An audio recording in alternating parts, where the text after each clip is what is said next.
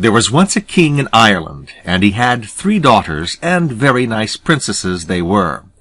And one day, when they and their father were walking on the lawn, the king began to joke with them and to ask them whom they would like to be married to.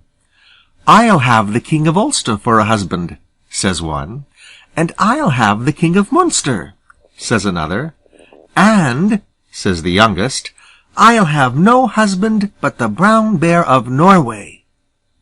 For a nurse of hers used to be telling her of an enchanted prince that she called by that name, and she fell in love with him, and his name was the first name on her tongue, for the very night before she was dreaming of him.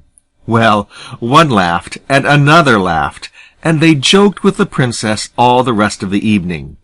But that very night she woke up out of her sleep in a great hall that was lighted up with 1,000 lamps.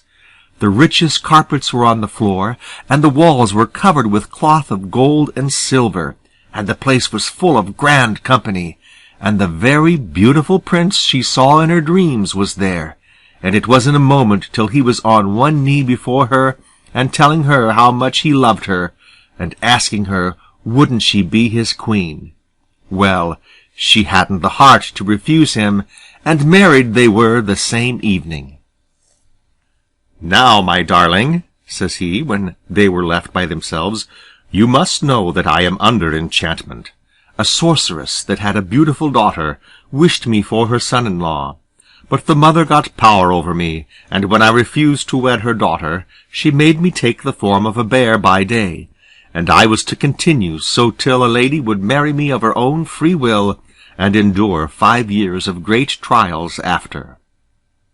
Well, when the princess woke in the morning, she missed her husband from her side, and spent the day very sadly. But as soon as the lamps were lighted in the grand hall, where she was sitting on a sofa covered with silk, the folding doors flew open, and he was sitting by her side the next minute. So they spent another happy evening, but he warned her that whenever she began to tire of him, or ceased to have faith in him, they would be parted forever, and he'd be obliged to marry the witch's daughter. She got used to find him absent by day, and they spent a happy 12-month together, and at last a beautiful little boy was born, and happy as she was before, she was twice as happy now, for she had her child to keep her company in the day when she couldn't see her husband. At last, one evening, when herself and himself and her child were sitting with a window open because it was a sultry night, in flew an eagle, took the infant's sash in his beak, and flew up in the air with him. She screamed and was going to throw herself out the window after him, but the prince caught her, and looked at her very seriously. She bethought of what he had said soon after their marriage, and she stopped the cries and complaints that were on her tongue. She spent her days very lonely for another 12-month, when a beautiful little girl was sent to her. Then she thought to herself she'd have a sharp eye about her this time, so she never would allow a window to be more than a few inches open. But all her care was in vain. Another evening, when they were all so happy, and the prince dandling the baby, a beautiful greyhound stood before them, took the child out of the father's hand, and was out of the door before you could wink. This time she shouted and ran out of the room, but there were some of the servants in the next room, and all declared that neither child nor dog passed out. She felt somehow as if it were her husband's fault, but still she kept command over herself, and didn't once reproach him. When the 3rd child was born, she would hardly allow a window or a door to be left open for a moment. But she wasn't the nearer to keep the child to herself. They were sitting one evening by the fire, when a lady appeared standing by them. The princess opened her eyes in a great fright, and stared at her, and while she was doing so, the lady wrapped a shawl around the baby that was sitting in its father's lap, and either sank through the ground with it, or went up through the wide chimney. This time the mother kept her bed for a month. "My dear," she said to her husband, when she was beginning to recover, "I think I'd feel better if I was to see my father and mother and sisters once more. If you give me leave to go home for a few days, I'd be glad." "Very well," said he, "I will do that, and whenever you feel inclined to return, only mention your wish when you lie down at night." The next morning, when she awoke, she found herself in her own old chamber in her father's palace. She rang the bell, and in a short time she had her mother and father and married sisters about her, and they laughed till they cried for joy at finding her safe back again. In time she told them all that had happened to her, and they didn't know what to advise her to do. She was as fond of her husband as ever, and said she was sure that he couldn't help letting the children go, but still she was afraid beyond the world to have another child torn from her. Well, the mother and sisters consulted a wise woman that used to bring eggs to the castle, for they had great faith in her wisdom. She said the only plan was to secure the bear skin that the prince was obliged to put on every morning, and to get it burned, and then he couldn't help being a man night and day, and the enchantment would be at an end. So they all persuaded her to do that, and she promised she would, and after 8 days she felt so great a longing to see her husband again that she made the wish the same night, and when she woke 3 hours after, she was in her husband's palace, and he himself was watching over her. There was great joy on both sides, and they were happy for many days. Now she began to think how she never minded her husband leaving her in the morning, and how she never found him neglecting to give her a sweet drink out of a gold cup just as she was going to bed. One night she contrived not to drink any of it, though she pretended to do so, and she was wakeful enough in the morning, and saw her husband passing out through a panel in the wainscot, though she kept her eyelids nearly closed. The next night she got a few drops of the sleepy posset that she saved the evening before put into her husband's night drink, and that made him sleep sound enough. She got up after midnight, passed through the panel, and found a beautiful brown bear's hide hanging in the corner. Then she stole back and went down to the parlour fire, and put the hide into the middle of it till it was all fine ashes. She then lay down by her husband, gave him a kiss on the cheek, and fell asleep. If she was to live 100 years, she'd never forget how she wakened the next morning and found her husband looking down on her with misery and anger in his face. "Unhappy woman," said he, "you have separated us for ever. Why hadn't you patience for 5 years? I am now obliged, whether I like or no, to go a 3 days' journey to the witch's castle, and marry her daughter. The skin that was my guard, you have burned it, and the egg-wife that gave you the counsel was the witch herself. I won't reproach you. Your punishment will be severe without it. Farewell forever." He kissed her for the last time, and was off the next minute, walking as fast as he could. She shouted after him, and then, seeing there was no use, she dressed herself and pursued him. He never stopped, nor stayed, nor looked back, and still she kept him in sight. And when he was on the hill, she was in the hollow, and when he was in the hollow, she was on the hill. Her life was almost leaving her when, just as the sun was setting, he turned up a lane and went into a little house. She crawled up after him, and when she got inside there was a beautiful little boy on his knees, and he kissing and hugging him. "Here, my poor darling," says he, "is your eldest child, and there," says he, pointing to a woman that was looking on with a smile on her face, "is the eagle that carried him away." She forgot all her sorrows in a moment, hugging her child and laughing and crying over him.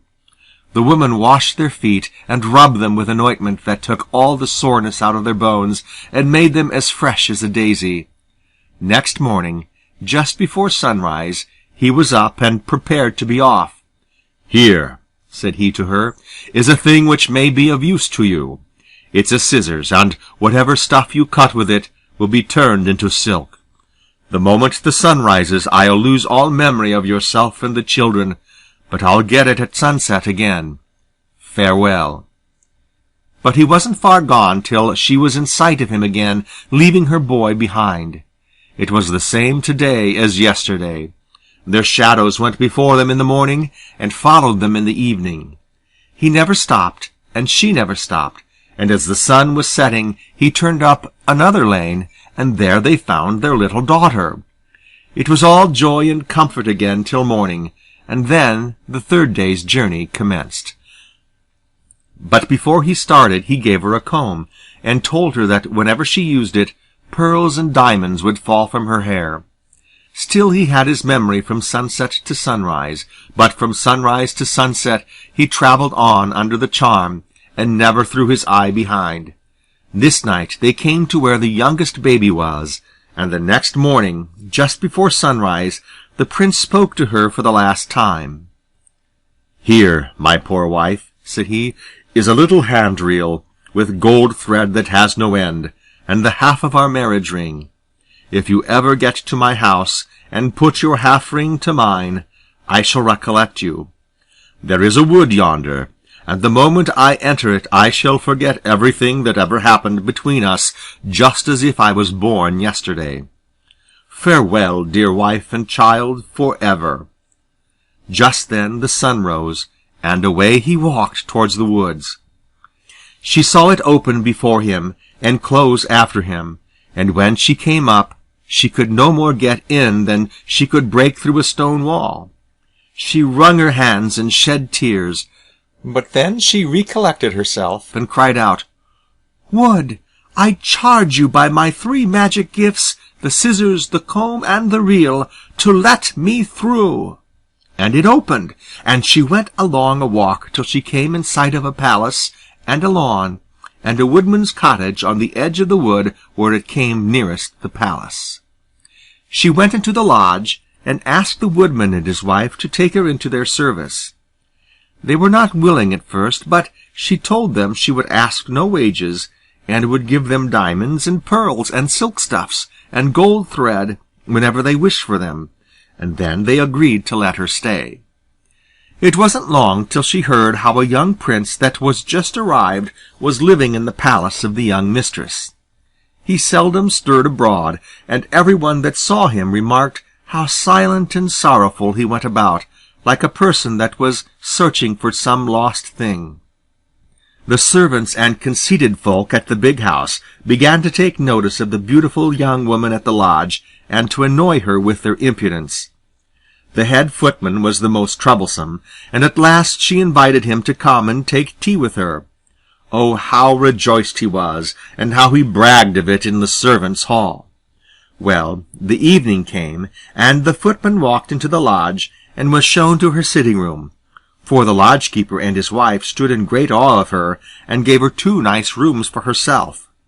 Well, he sat down as stiff as a ramrod, and was talking in a grand style about the great doings in the castle, while she was getting the tea and toast ready.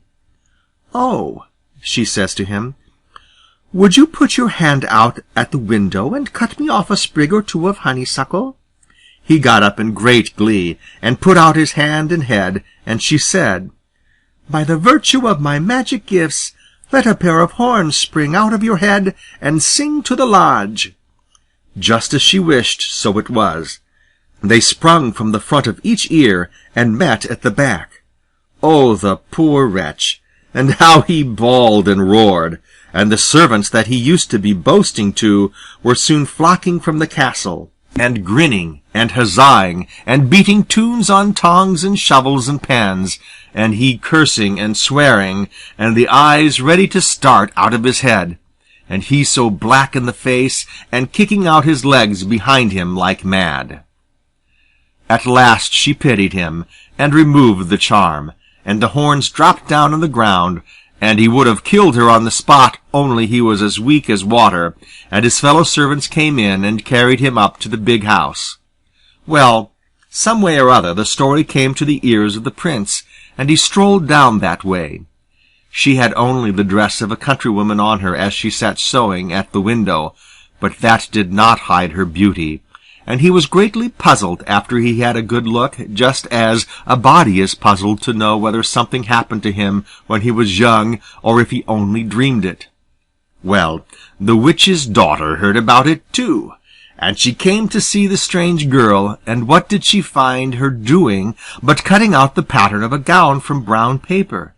And as she cut away, the paper became the richest silk she ever saw.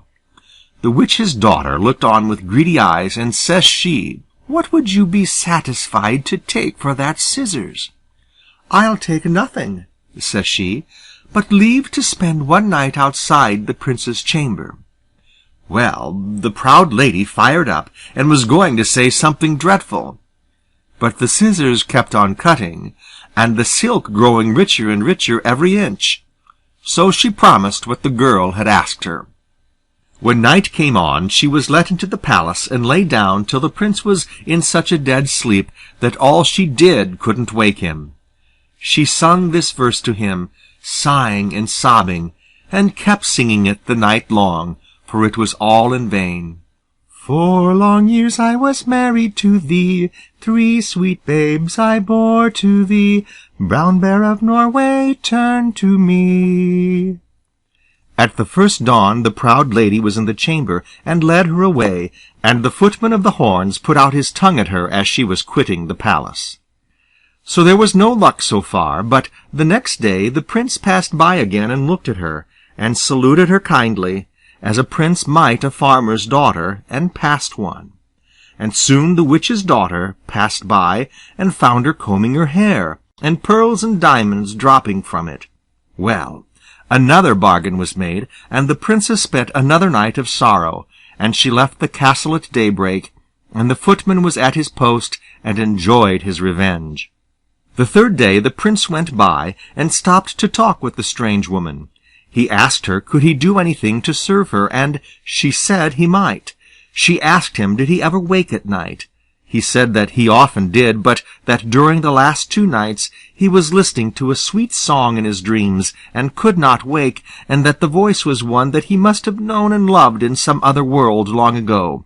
Says she, "Did you drink any sleepy posset either of these evenings before you went to bed?" "I did," said he. "The 2 evenings my wife gave me something to drink, but I don't know whether it was a sleepy posset or not." "Well, Prince," said she, "as you say you would wish to oblige me, you can do it by not tasting any drink tonight."